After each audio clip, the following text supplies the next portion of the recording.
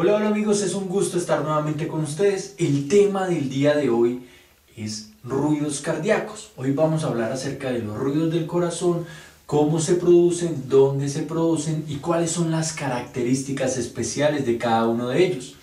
Entonces, para eso tengo este dibujo, el cual presenta una línea de tiempo. Fíjense, el momento donde se genera la sístole y el momento en el cual se genera la diástole. Además tengo una representación muy general y muy sencilla de la caja torácica, la clavícula, acá la encontraríamos, y los espacios intercostales del 1 al 6. Y en esta parte también una representación muy elemental de nuestro corazón. Acá tenemos el corazón derecho, el ventrículo derecho, esto representaría la aurícula derecha, la arteria pulmonar, el ventrículo izquierdo, la aurícula izquierda y la arteria aorta. Entonces, para hablar de los ruidos, en primer lugar debemos ponernos en un lugar del ciclo cardíaco.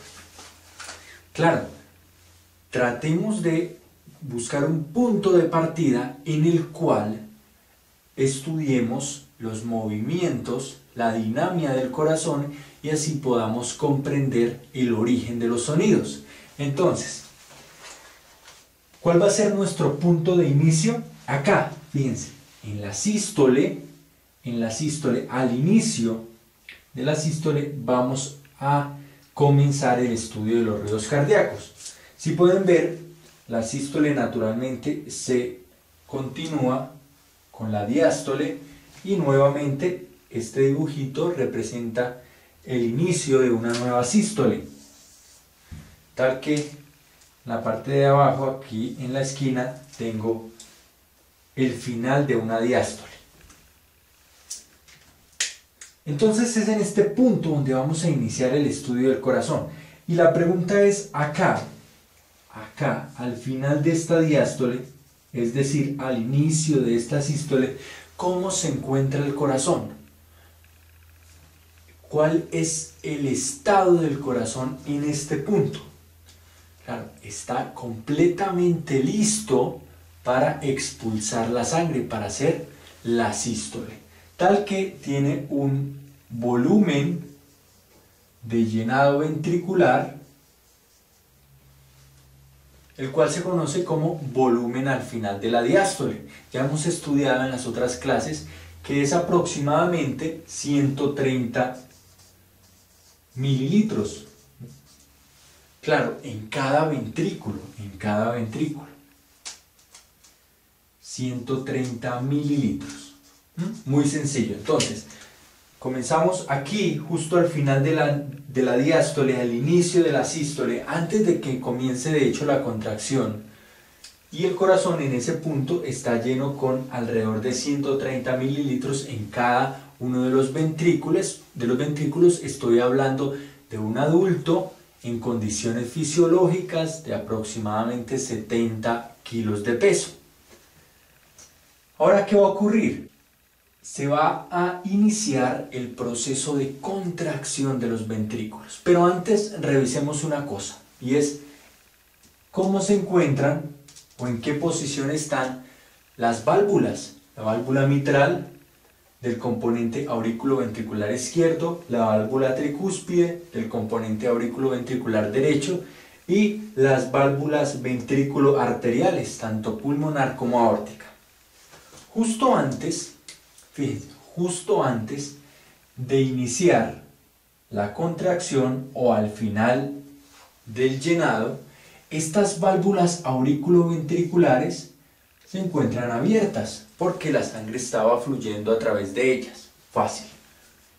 Las válvulas auriculoventriculares estaban abiertas y las válvulas pulmonar y aórtica cerradas. Naturalmente. Cerradas, impidiendo el flujo retrógrado de los dos sistemas, tanto aórtico como pulmonar. Entonces comienza un periodo de contracción isovolumétrica. ¿Lo recuerdan? ¿Recuerdan que vimos en nuestra curva de presión y de volumen, que era un cuadradito así, veíamos que había un momento en el cual el corazón, durante la sístole, comenzaba la contracción, pero no movilizaba sangre. La cantidad de sangre dentro de los ventrículos era la misma, era aproximadamente 130 mililitros. ¿Por qué? Porque necesitaba vencerse, ojo, necesitaba vencerse la resistencia sistémica y pulmonar y así generar la salida de la sangre. Entonces hay un periodo de contracción isovolumétrica. El punto es que comienza la contracción y estas válvulas que estaban así abierticas, imaginen esta parte de abajo es el corazón, son los ventrículos, y aquí están las válvulas, así abiertas, permitiendo el flujo. El flujo viene por acá, acá está la aurícula y el flujo viene por acá. Las válvulas están abiertas y al comienzo de la contracción estas se empiezan a acercar, pero es un movimiento muy rápido, porque recuerden que el ciclo cardíaco dura menos de un segundo, la sístole y la diástole juntas, entonces es muy rápido el movimiento, tal que las válvulas generan este cambio. Es un golpe generado por el cierre brusco de estas dos válvulas, de cada una de las valvas de la válvula mitral. Recuerden que la válvula mitral está compuesta por dos valvas y la tricúspide por tres. Entonces, la válvula mitral empieza la contracción potente desde el ventrículo y chocan. Muy atentos a este fenómeno. Voy a comenzar con el ventrículo izquierdo y luego vamos a definir las características